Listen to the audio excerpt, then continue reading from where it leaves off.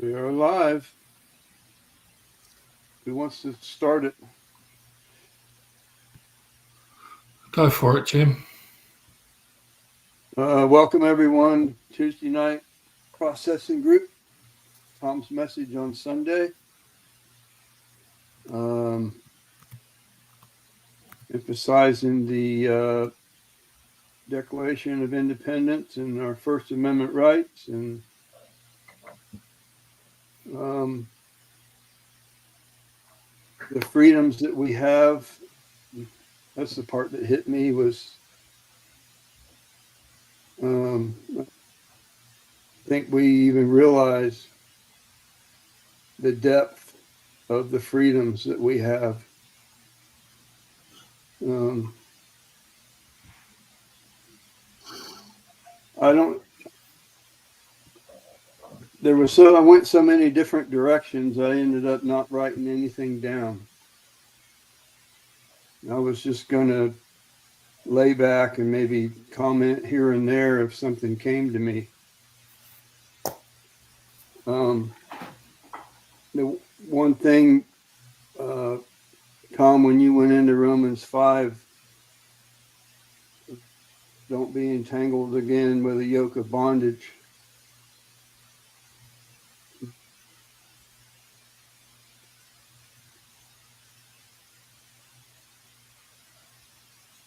Immediately, I went into what the yoke of bondage for me would be. The first thing was living under my own law system of what I think is right and wrong, or what God approves of or disapproves of. My interpretation, my letter of the law. And if you look at my track record, it's not very good. That's me in save your own ass mode. Totally independent of God and not dependent on Him. So I'm reading this book, and he was mentioning there's three roads.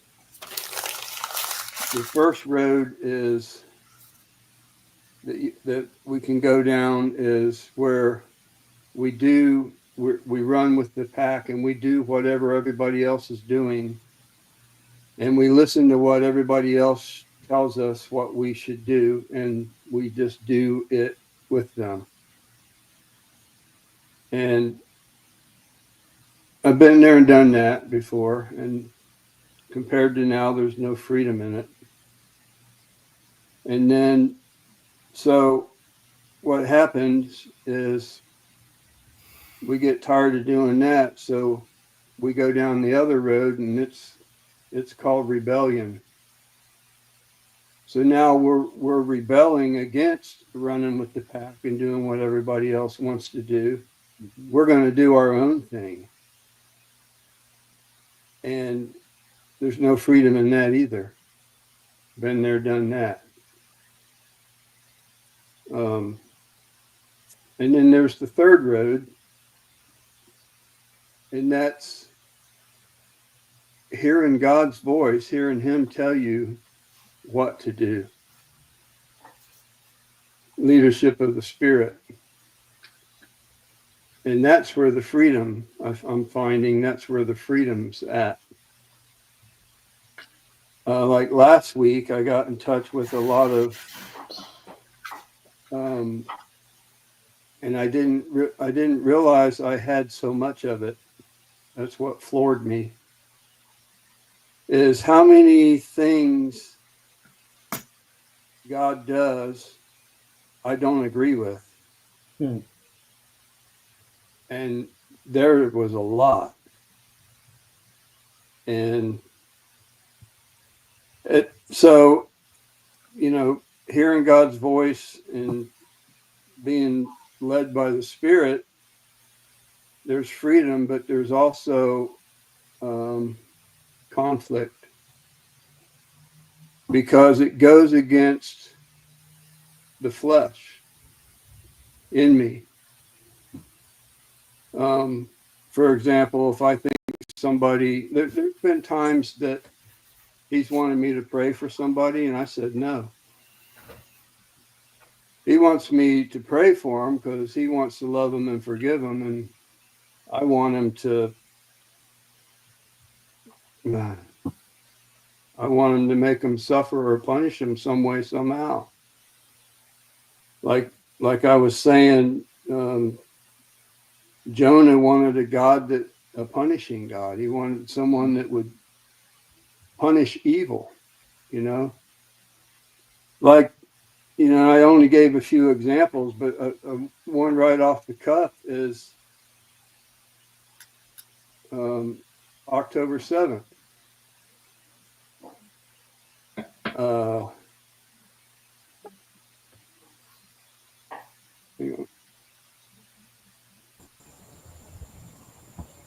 It's going to be Frank if he comes on. He said he was having technical difficulties. Got it worked out. There he is. There There he he is. Hey, guys. So anyway, not to go down that rabbit trail, but there's a lot of things I got in touch with that he does that, and when I say I don't agree with, it's I, the flesh, don't agree with. It goes against my conditioning and reminds me of the word backwards. It's backwards. If you want to, you got to give in order to receive. And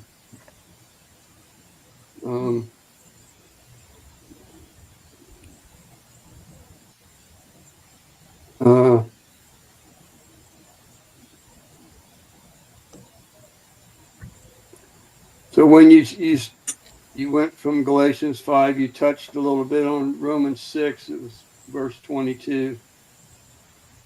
And we're going to be going into Romans 7. And I wanted to, I guess I will mention it. I was going to try to wait till 7 because it's more fitting. But another part that I felt like it needed talked about was, you know, we're talking about how we're dead to sin. And Romans 7 talks about how we're dead to the law. And we're dead to living under a law system. And when I first heard that, it was like, okay, then and I even made the comment that there's no rule to be broken. And it almost makes you think like you can do anything and it's okay. And the point needs to be made. It's not that we don't obey the laws anymore. It's the motivation of why. What changes is our motivation. Like, well, we just read it. Ron and I were talking about Romans 13.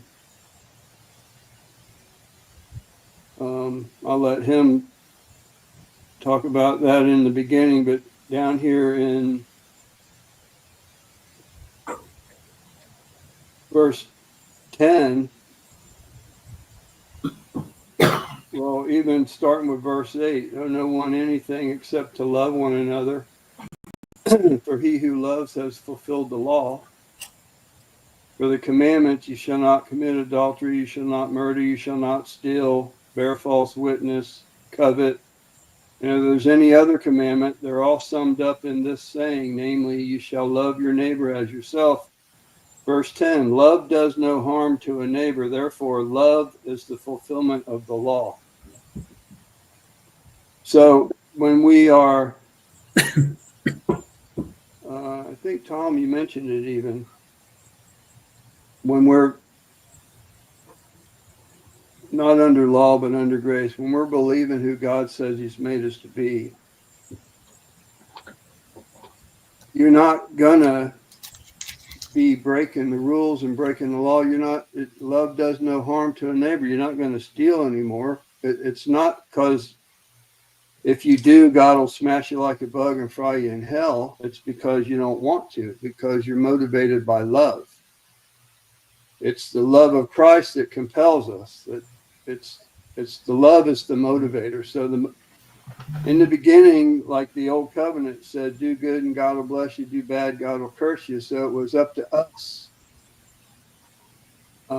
It was up to us and our performance. Well, then Jesus comes in on the scene and he fulfills it and says he's going to do for us what we can't do for ourselves by writing his laws on our heart, putting them in our inmost being. He's going to make us behave. He's going to change our want to. So it's motivated by love and giving than self-centeredness and taking.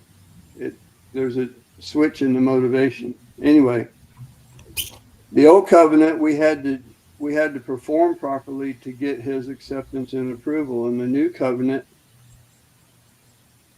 all we have to do is believe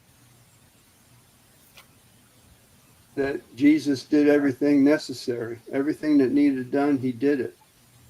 You ask Jesus into your life, and you have, what was Romans 6:22, he just said,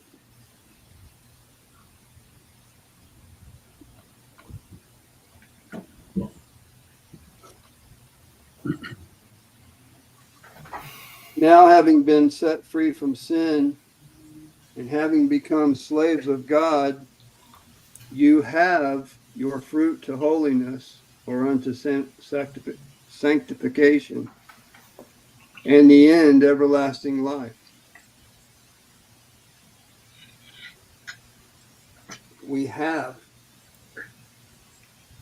So that was another thing that opened up was what I spent years and years and years trying to behave myself to get God's acceptance and approval.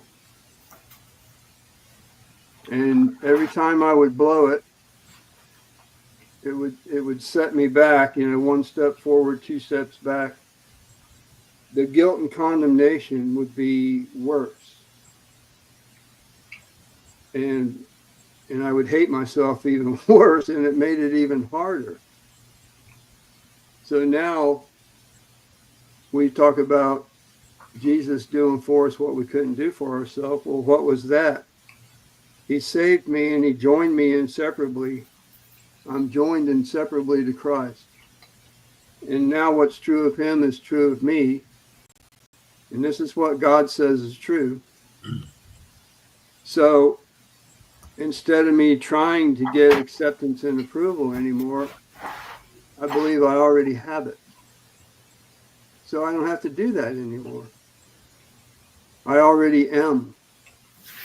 That's where the I'll be worthy if comes in versus I am because on the Solomon Syndrome chart. So anyway, that's somebody else go.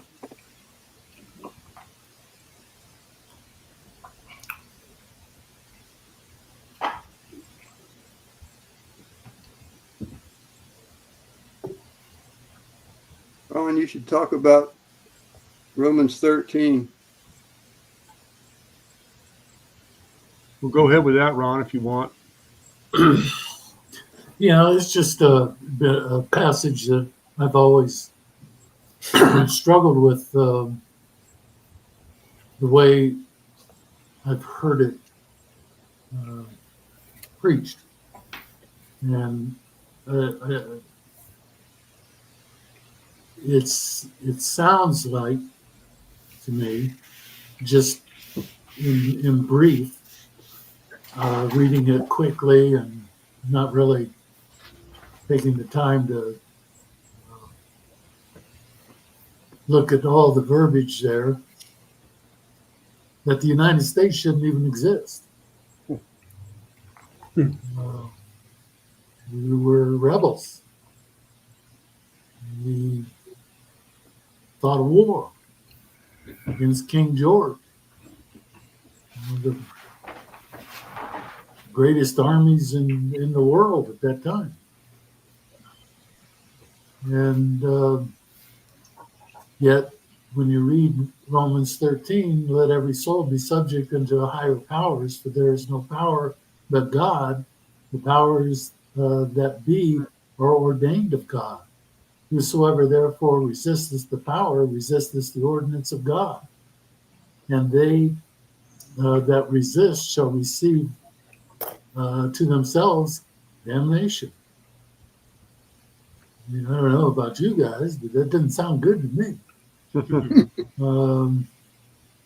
You know, to oppose the king, one of the most powerful armies in the world. So it just has never fit with my thinking. I've never been comfortable with that simplicity here. I think we need to look at it a little more closely, and I know I do. I need to look at it to see what Paul's really trying to say here. And one thing that has struck with me is that he begins it, let every soul, every individual be subject unto the higher powers. Now, you can't get any more powerful than God. And that's what he's saying here in the rest of this verse. The way I picture this is that God established a government, some form of government to control our human nature, especially society, or directed at a society, the interaction of people. Otherwise, we'd just be killing everybody. I mean, if you look at it, if you look at history, it doesn't matter where you go, but you look at history and you have one nation fighting against another nation, one clan fighting against another clan here in America. Our native Indians were fighting each other. You go to Africa now and you got tribes, one tribe fighting another tribe. So when you get down to that, when you break it down into those groups like that, that there needs to be something that governs them so that they don't kill each other. And I think that's what he's talking about here, is that idea of doing that. And I think he lists some things that he wants. In verse 3, for rulers are not a terror to good works, but to the evil. Wilt thou then not be afraid of the power? Do that which is good, and thou shalt have praise of the same. I think that's directed more at the governing source than it is the individual here. Mm-hmm. That it's describing what he wants in the way of a government. The other thing I have to, the one thing that I have a hard time, or I'm making a connection with, but I don't know how to really describe it, is that we are a nation that was founded of the people, by the people, and for the people.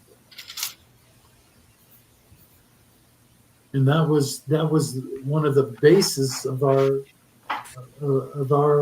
existence as a government. I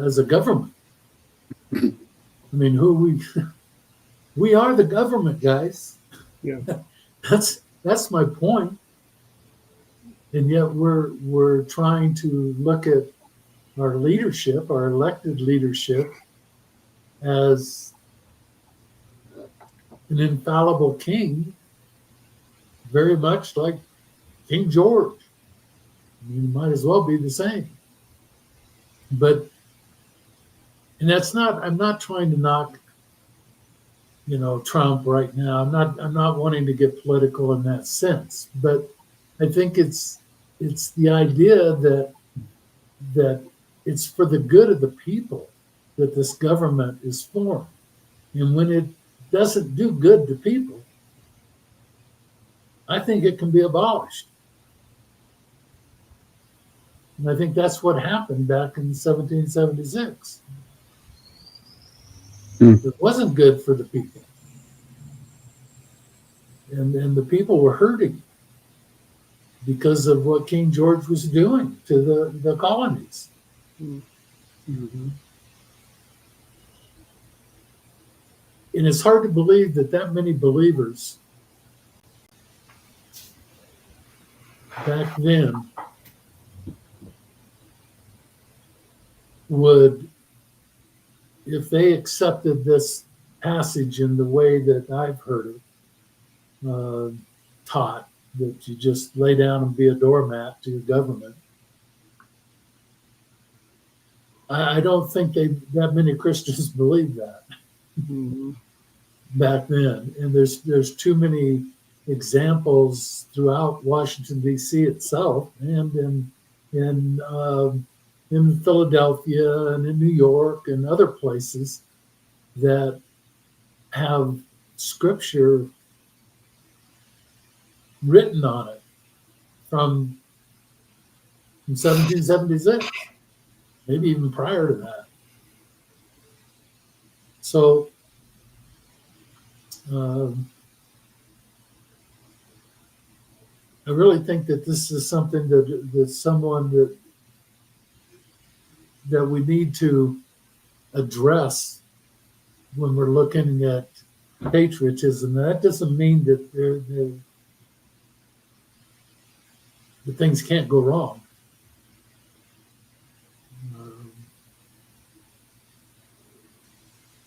You can get all these groups, but that's back then you're just dissolving government, and it's going back to a tribal warfare between clans or whatever. Mm-hmm. And that's not good. There needs to be an established government to control society.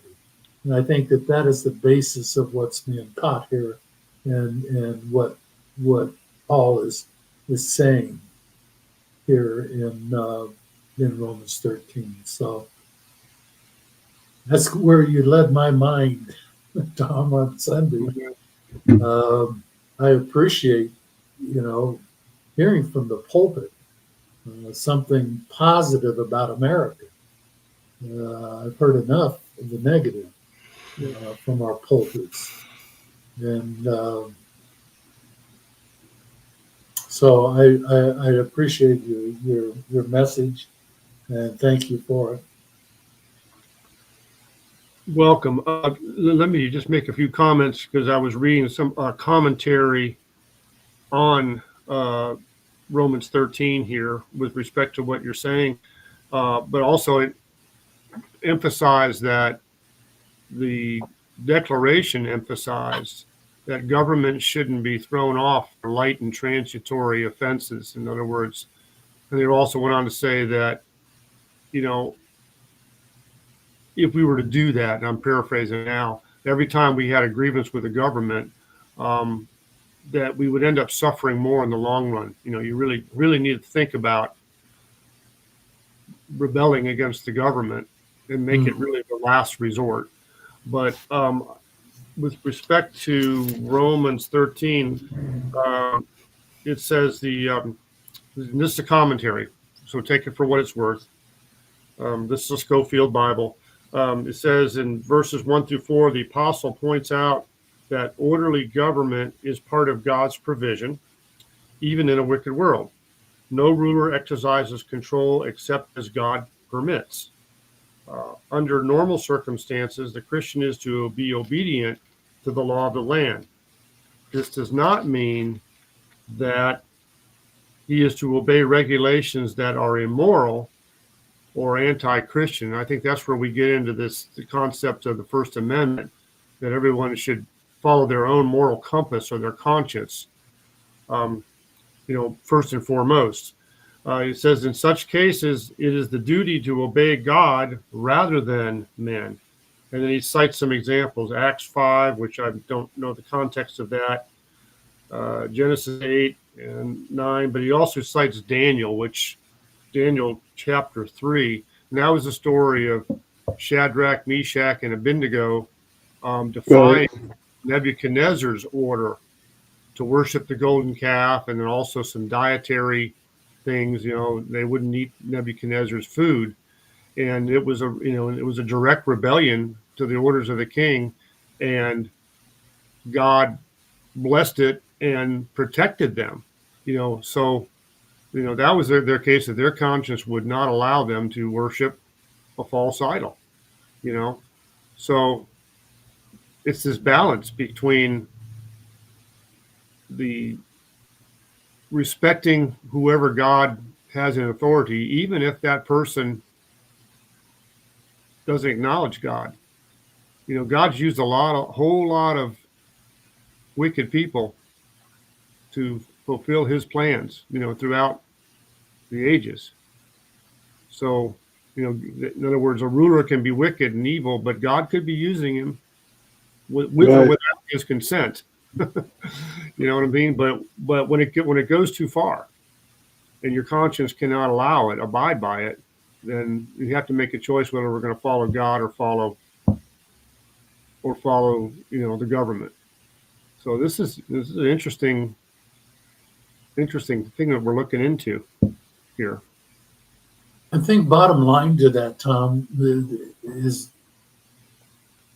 my conclusion, if there is such a thing, is that it stresses the importance of hearing God speak to you as an individual. Right. To be able to direct your path, to be able to tell you what he's doing, mm-hmm. and allow you in on it. Right. And it could be that he's, doing something with a government that is terrible, and letting them do it. And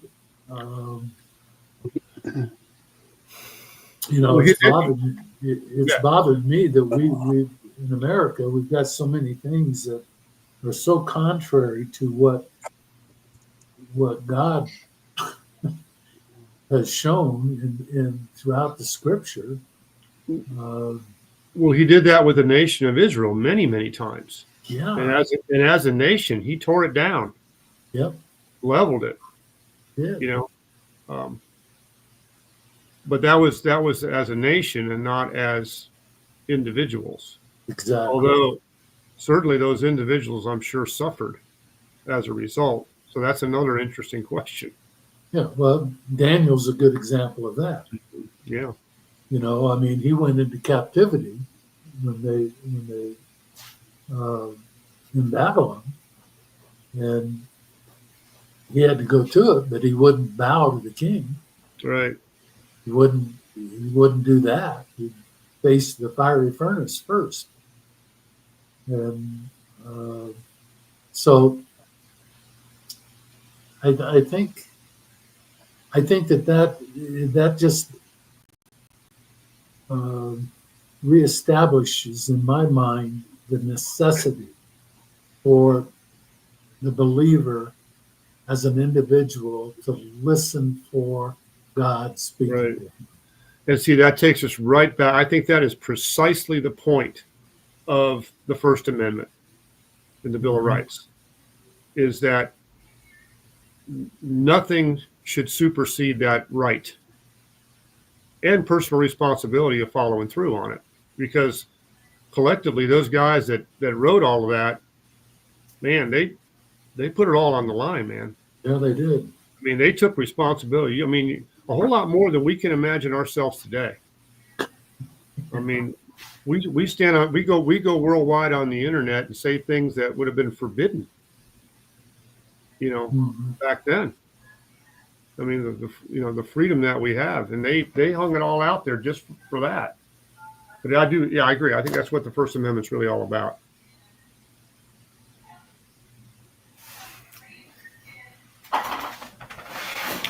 It's funny how it comes back to hearing his voice.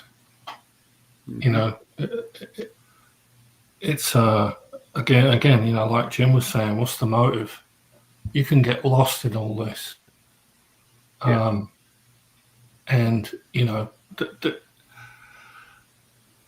there's nothing wrong with that, but why?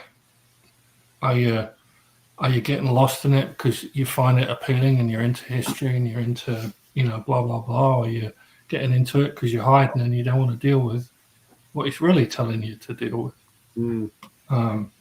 The thing that is funny, man, when you were talking on Sunday,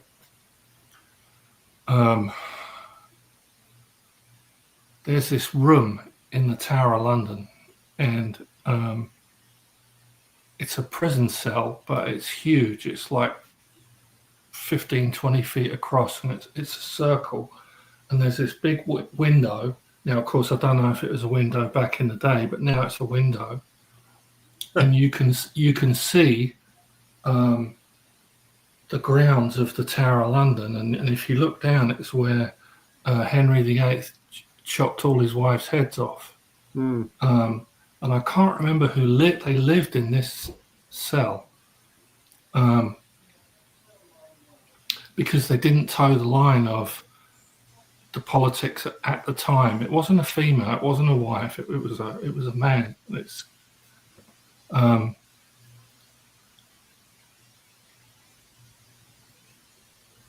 back in those times when Henry VIII was ruling.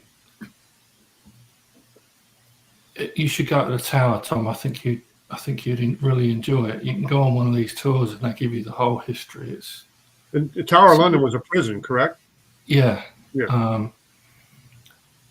It's also where they lived. But I said all that to say this: class distinction was a lot sterner. There was dirt poor, middle class establishment, and you couldn't work your way up. You had to be born into it. You had to all that. So when you had quote unquote arrived and you were in the court of royalty or anything like that, for what that's worth, the rules were exactly the same as what we've been talking about tonight, right and wrong. It was just the king was the one that made the rules. There was religion involved, but like you said, the Catholic religion didn't agree with a marriage, so he started his own religion. And again, it was right and wrong according to whoever was the one of the day. There was, and if you didn't toe the line or you didn't do what was right and not do what was wrong, you were killed. There was no messing around, and there were people out there, pointing the finger. Look what he's doing, meanwhile they're doing their thing, but projection, no, it's not, nothing new under the sun. And then when Jim was talking, about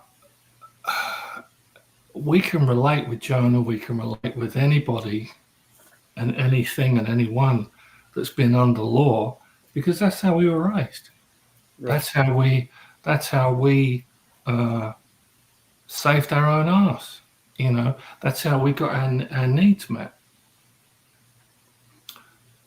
So yesterday I was in a room with a bunch of people, and this guy turns around, and he's been exposed to the Alpha series, and he's applying the law to the gospel. And what that sounded like was, I know who I am, and I know who I was. I just can't continually believe who I am now.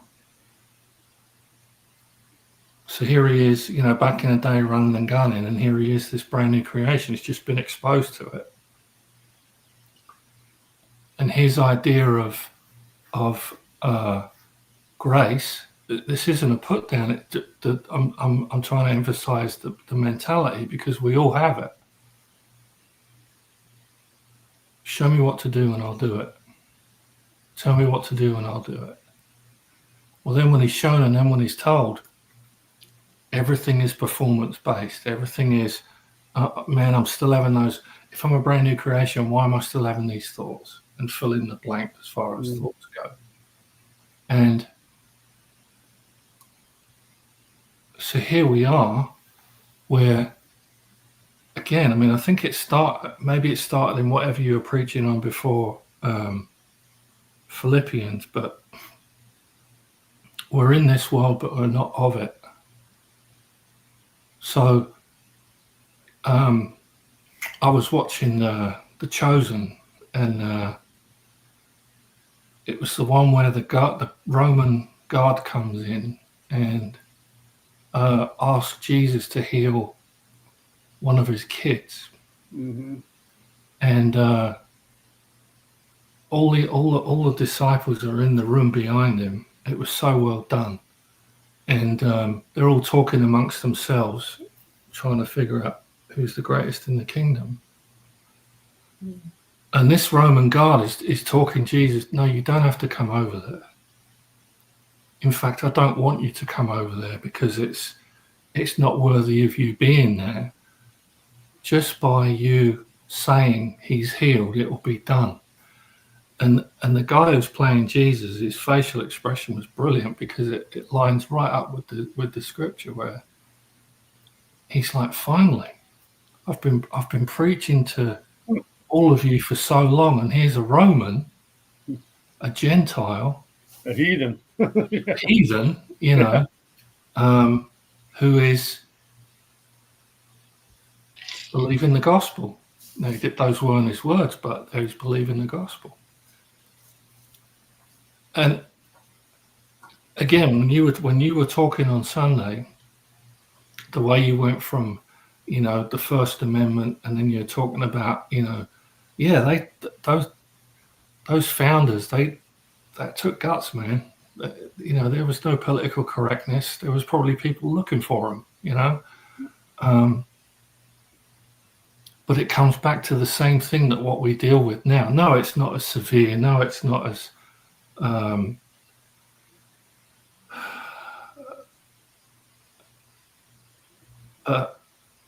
when I'm freaking out and I'm not hearing God, or there's something that he wants me to give to him and I don't want to give it, it kind of goes back to Nineveh last week. Mm. That turmoil inside, that battle inside, it's just like all of them, It's life and death to you. It is absolutely life and death, and honestly, I'd rather take a beating, come and kick my ass, because I can take that, bruises heal, but this emotional stuff is heavy. But then we get to the yoke. You want to continue in the yoke of bondage, or you want to get in the yoke with Jesus. Last week I used the word weak. It's not weak, it's meek. Right. There's nothing weak about Jesus. And the whole point of him saying that is because here he is, the Lion of Judah. Here he is, the one where the mention of his name and every knee shall bow, inviting you to come and hang out with him. And here you are with this turmoil, with this, guilt, with this, I'm not, why do I do the things I don't want to do? you know, with this going on. And he's going, come on, don't worry about that. I came for you. I came for the people that are weary and heavy laden. And that's what blows my mind, is this realm that we've been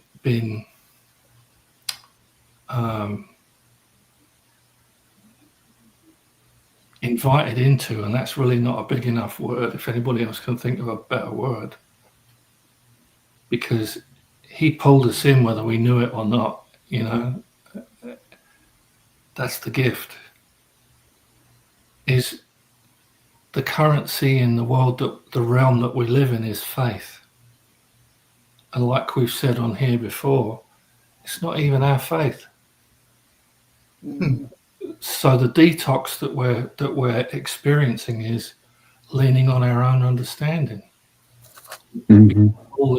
All this conditioning that we've walked in on, it walked into this relationship with Jesus, and he's going, no, you don't need that. No, you don't need that. Yeah. Are you sure? What do you mean? You know, But. yeah. And that is, I guess, to come full circle, that's the 20-foot prison cell. And I'm going, yeah, I'm free. No, I'm good. My comfort zone is a 20-foot circle, and it could change at any minute in the flesh, right? Because when I'm trying to meet my own needs, the world gets smaller. You know, there is no confidence. It's self-confidence, and I haven't got any. But when I'm believing the gospel for myself, I can do all things through Christ who strengthens me. And there is no bullshit, pardon my English. There is no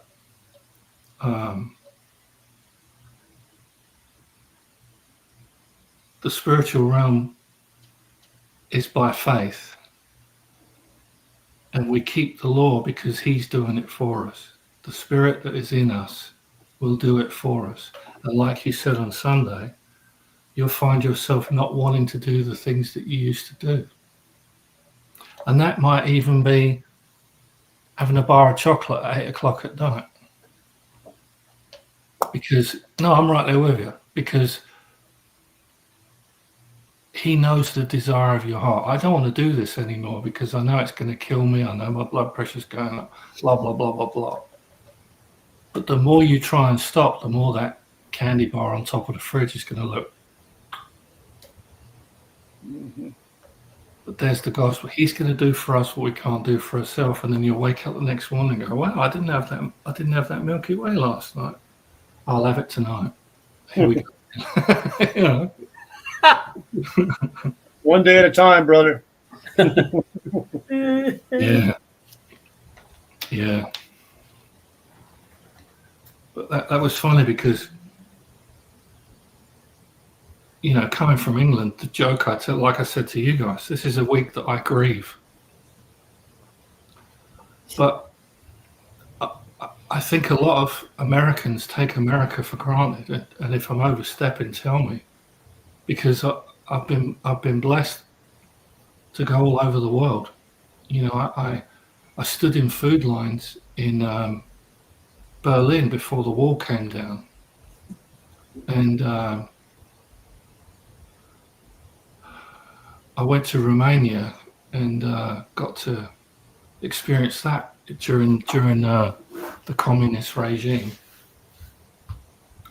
And then 2 weeks later, I'm in Fort Lauderdale. They got curfews over there at the time. They shut the power off on the weekends, so nobody's got any power. This is at the time, and here I am. 2 weeks later, I land in Fort Lauderdale, and I'm going to 7-Eleven at 2 o'clock in the morning. It's a different world, you know. It's completely different. Even now, you know, like you're saying here, Tom, we can have this conversation and speak freely. Mm-hmm. Even in England now, my home country, there are people sitting in prison cells because there's a guy doing 2 years right now for making a sticker where he was talking about what's going on. I won't go into detail, but that's how petty it's got. Mm-hmm. You know, so the fact that, you know, if you want to go to church, you can go to church. If you don't, you don't have to. If you want to log on to, you know, a group like this or participate in a group like this, you can. You want to go to Publix and get a chicken instead of cooking, you can. You know, you can turn a faucet on and there's water. Flip a switch and there's electricity. You know, it's the land of the free. I'm telling you, and it doesn't matter who's in the government. If you want it, you'll get it. You know, you want to start a business, you can start a business. There's nothing stopping you. Nothing. Try doing that in some other countries, and you're the wrong color. Or, you know, I'm talking about South Africa and apartheid. The land of the free. It really is. Mm-hmm. It really is. That's why everybody wants to get in. Right. You know what I mean? And that's not a political statement. That's a fact. Right. Why did if all those people that got into America the last few years, why did they come here? Because this country is better than the country they're from. End Right. story. End of story. Mm-hmm. Anyway. When you brought up Galatians 5:1, I drew a blank on the first sentence. It is for freedom that Christ has set us free. And when I say I drew a blank, I understood that he wanted us to be free. But what does that mean? So I started looking things up, and one of the things that I found was when one of the things that I found says, Christ's sacrifice on the cross was specifically intended to liberate believers from the bondage of sin and its consequences, offering them a new life of spiritual freedom, enabling them to live in accordance with God's will. Now that's a mouthful in and of itself. I mean, you can tear that statement apart and probably spend weeks. But this freedom is not simply a license to do whatever one desires, Mm-hmm. but rather the ability, and I love that word, the ability, because that's something God gives us, Mm-hmm. the ability to choose what is right and pleasing to God, living a life of service and love to others. And everything I've been listening to you guys say tonight, I kept thinking about this. And, you know, man, if we did that, if I did that, man, if I did that every day for the rest of my life, what a different life I would have. How many arguments would I not get into? How many fights would I not have? How many, well, whatever, you get what I'm saying. But now, of course, the dream is, what if the whole world would do it? And all we did was love one another. And I say it that facetiously because, you know, we've been dealing with this since day one. You know, Adam couldn't tell Eve to stop. But he was free. She was free. They were free to do as they wanted. And God created us that way. And even what Martin was talking about, all the different countries and the different places that we just have, I have no idea. All I've ever done is be right here. And if I visited a different country, I did it on what's called vacation. And they made sure that I stayed in areas where all I saw was all the pretty stuff. Right. You know, and then I come back, and because somebody makes a decision in local government, I want to raise hell. That's not right. Look at these roads. You're spending money on that, and I go down a road and there's a pothole, you know, on one road near my house, and I'm livid. You know, and I make that choice to go bananas. Oh, writing letters and emails and this, that, and the other, and so the rest of the verse, for it is for freedom that Christ has set us free. Stand firm,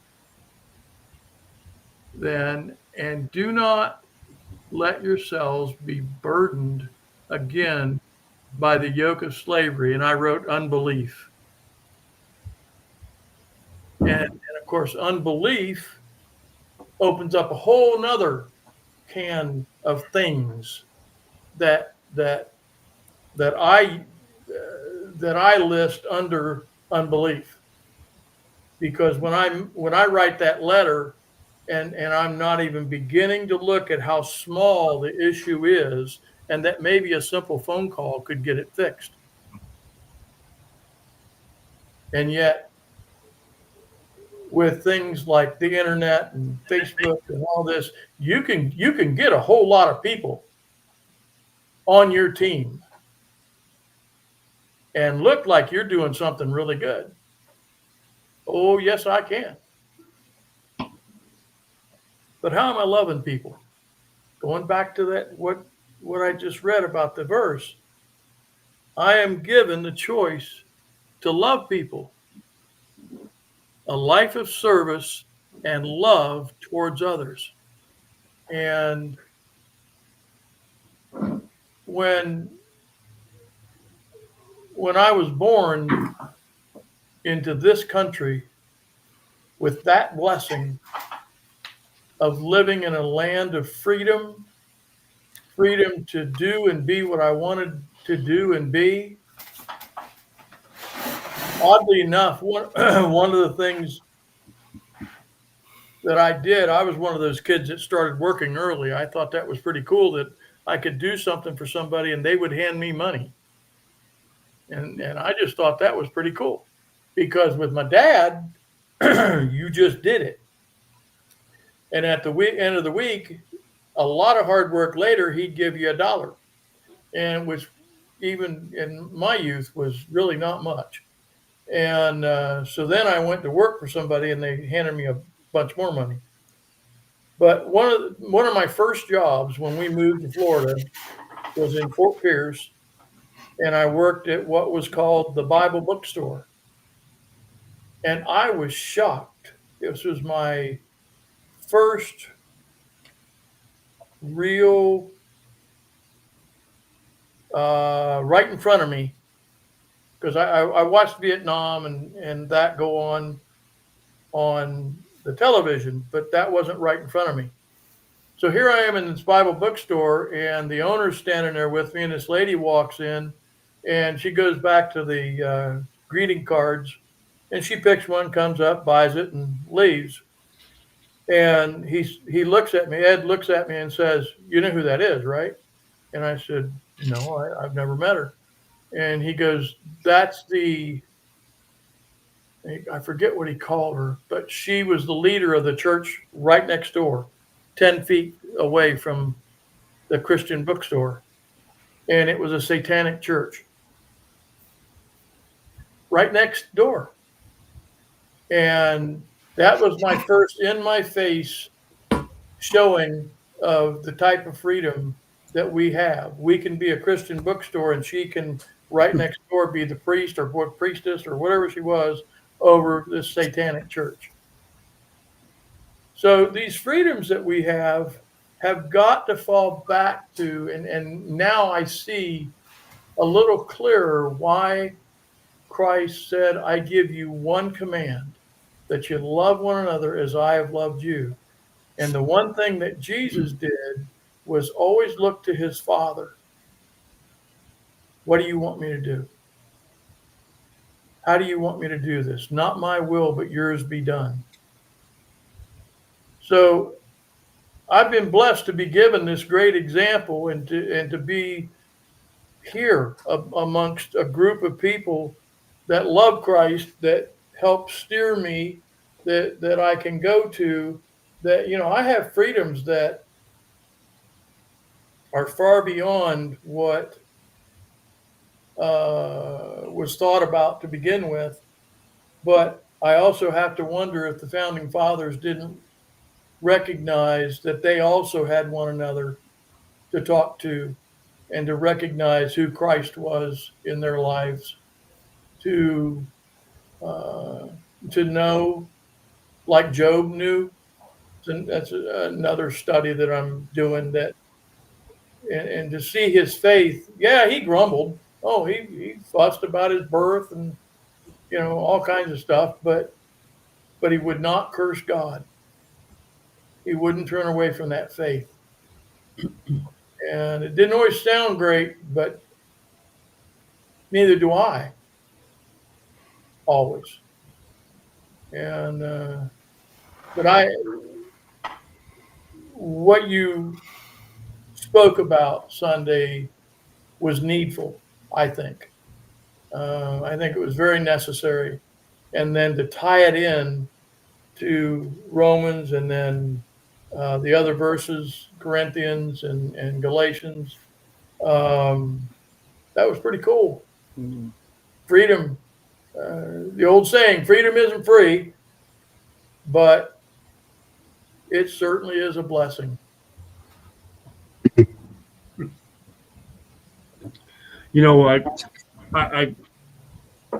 I have this platform, we all do, but I broadcast on Facebook as well as YouTube, and I don't read Facebook a lot, but somebody will send me something and I'll look at it, and then something else will pop up, and before you know it, there'll be somebody that I know that posts or reposts some political comment, and I just, there's a part of me that wants to answer to it. Yep. Okay. Uh-huh. And I feel restrained by the Lord, saying, that's not what I gave you this platform for. Yeah. So, to balance that, and to do a message like Sunday in a way that I feel does not take a left or right side of any issue, but just to focus on the gospel, I think it's cool, but we also have to focus on the freedom that we have to proclaim the gospel. I think that's the biggest thing. And I think if I were to make a stance, a political stance, it would diminish my credibility just in some respects, because that's not what I want people to know about me. I don't want people to care whether I'm left or right or in the middle. I want to stand on the bigger issue, and that's the gospel. So, I could get all wrapped around the axle about,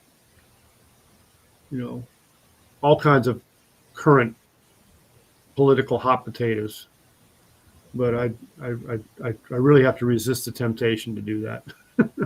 Oh yeah. From our podium, You bet. our responsibility, and that's all of us, our podium, our responsibility is to profess Christ. Yeah.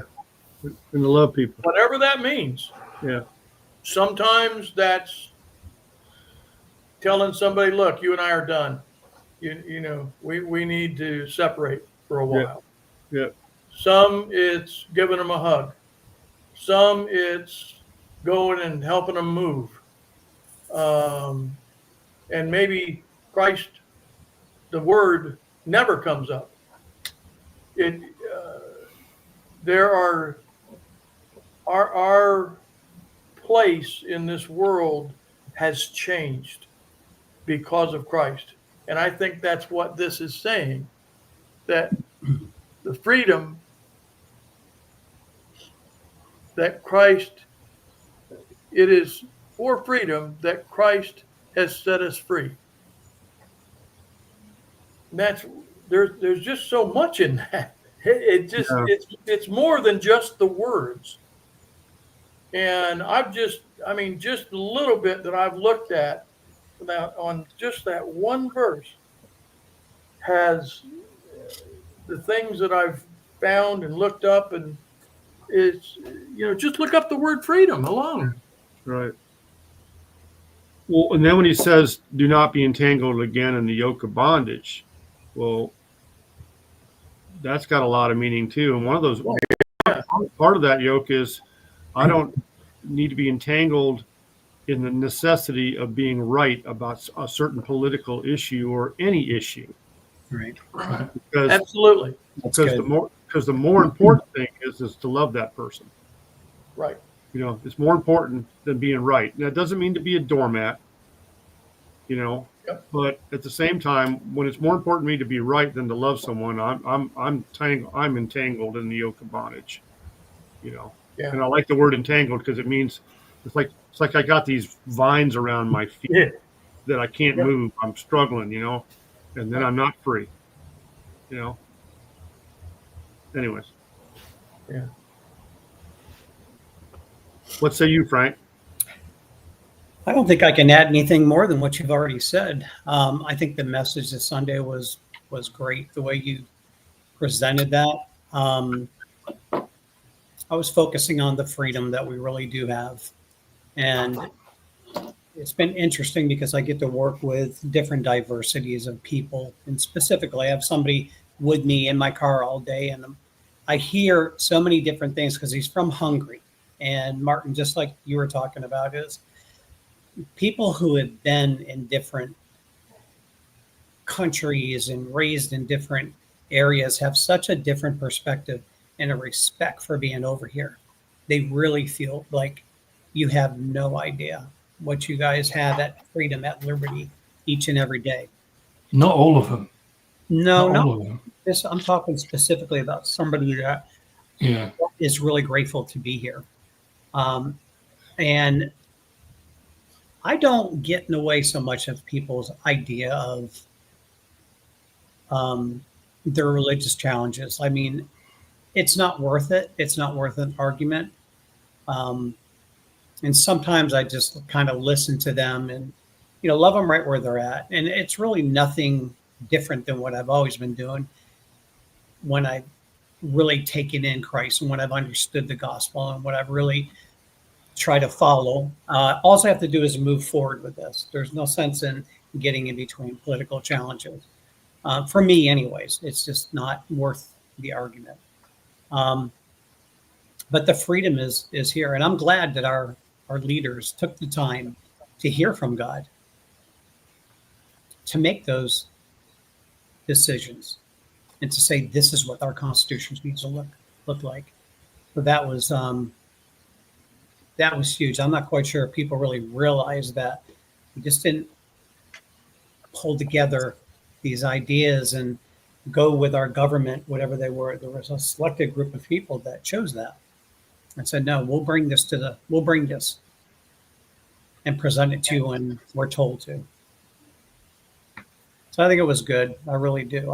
I know 4th of July this year seems to be a little bit different this year. I think there's a lot of people in the country that really they can celebrate because they see a lot of changes. There's also a lot of people who are not. And I understand, Martin, this could be a very difficult time to celebrate 4th of July. But it's not all about barbecues and getting in your boat and hanging out on sandbars. That's for sure. Yeah. It is freedom. You can look at it that way, but I never take I don't take a day for granted. Every time I open my eyes, I know to open my eyes every morning. But it was really well said, Tom, your message of Sunday. There really wasn't much to add to it. It was well presented, and I don't think even the times when you're really pointing out that you're not trying to be on one side or the other. You stated that was not you weren't trying to offend anybody anyways. It was just the way you presented the message came out clear. I didn't hear anything in that would offend anybody, but there can be that one person. There can always be that one person that says, you know what? He's not all what he used to, what he's preaching about, because he leans to one side or the other. So I would just continue being you, laying it out Sunday after Sunday, and I think there's an expectation of some people, though, that because we're talking about spiritual matters, that we're going to take a conservative side of things, and some of my more liberal friends are just kind of like waiting for me to say something, I don't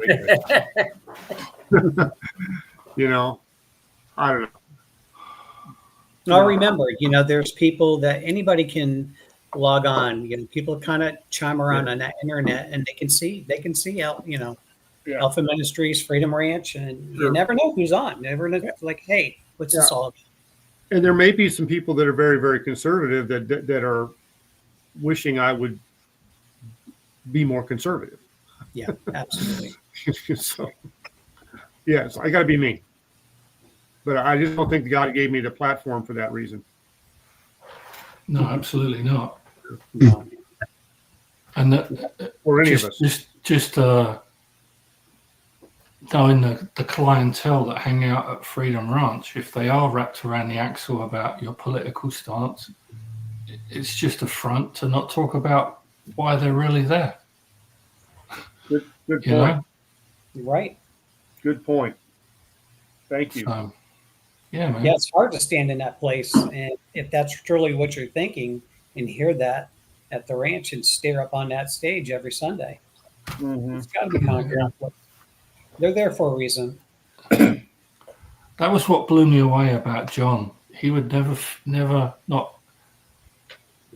Maybe behind the scenes he did, but he never fed into that petty crap, And there were times where,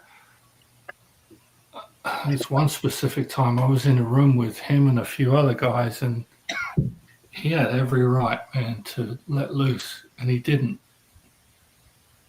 And you saw how down the road his silence paid off. Again, leadership of the Spirit, absolute leadership of the Spirit. Yeah. And I'm not putting John on a pedestal. That's for all of us. But to see it in action right in front of you is that's an example, and that's why I'm saying, these people that, because I know for a fact there's people that come out to Freedom Ranch, and I'm sure they're doing it to you now. They're telling you how to run Freedom Ranch. Oh yeah. And it's any organization. I mean, people talk to me about what we do here, and how it could be done better. Well, I remember John saying one time too. Somebody thought up this great program for the ranch, and he says, "That's fantastic. I'm going to put you in charge of that. You run with it." Right. Yeah. Yeah. Right. I've got something to change the subject. You had mentioned also in Romans 6 that, to sum up Romans chapter 6, is we are dead to sin. right? Yeah. Stress the point we're dead to sin. So my question is,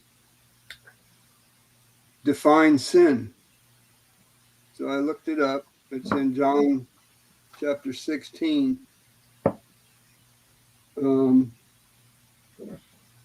It's verse 9, 16:9. But I'll back up a little bit. Verse 7, nevertheless, I tell you the truth, it's to your advantage that I go away, for if I do not go away, the helper will not come to you.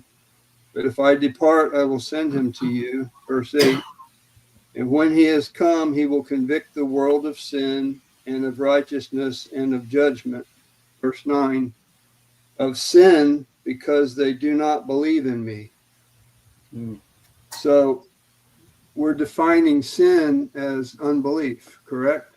Correct. Because that's where it all starts. And the unbelief, with the unbelief being in your belief system, the motives, it creates fear, guilt, and pride. Those are the motives of unbelief. To where when we're believing, the motives are faith, hope, and love. Mm-hmm. So in Romans 6:14, sin shall not have dominion over you, for you're not under law but under grace.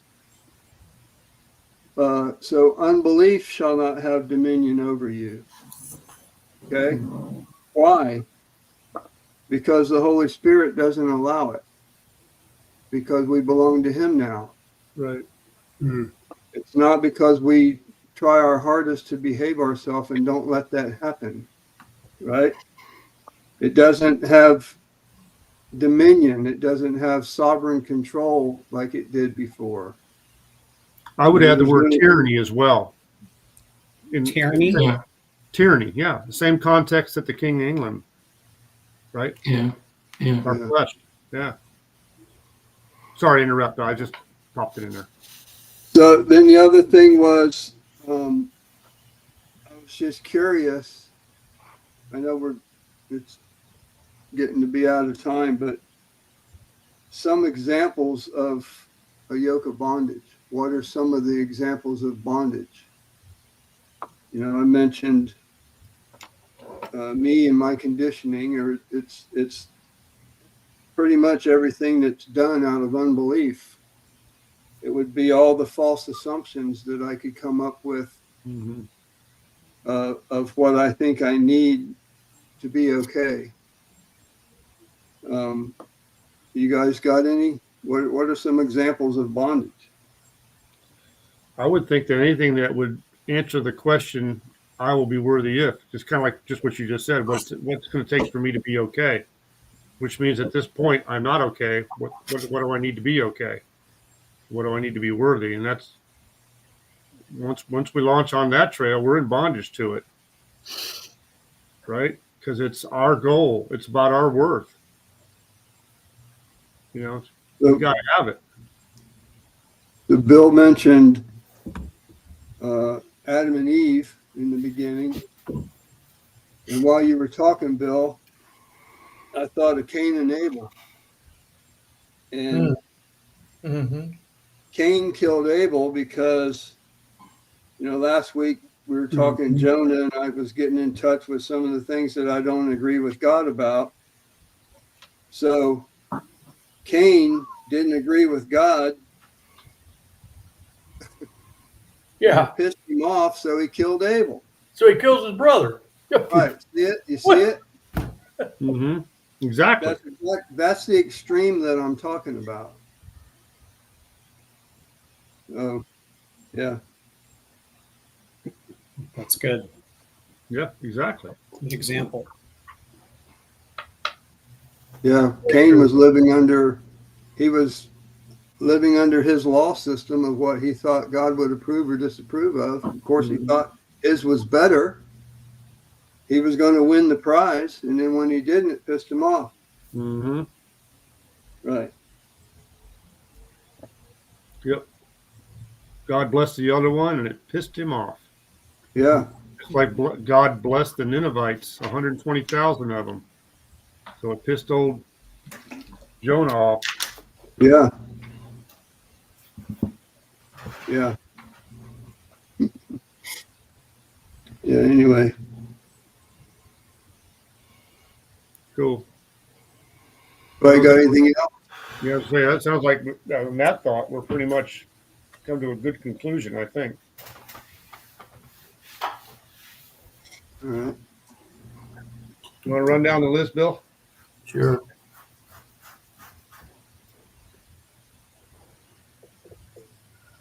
It is Jarbod, Patrick Zent, Gail Som, Chuck Warren, Nugs 45, Barbara Kelly, and everybody else that's out there. Thank you for being here. Thank you for your comments. Thank you for your prayers. Thank you for being our brothers and sisters. This is a family that can't lose. We're free.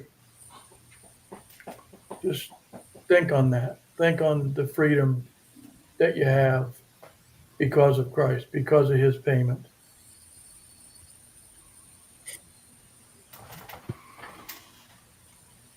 Same time, same bat time, same bat channel. Have a great 4th. Eat anything you want.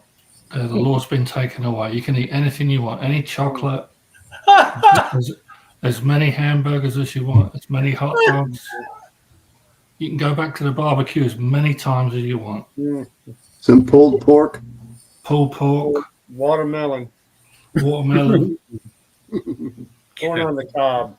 You can eat whatever you want It's freedom time. because you're free.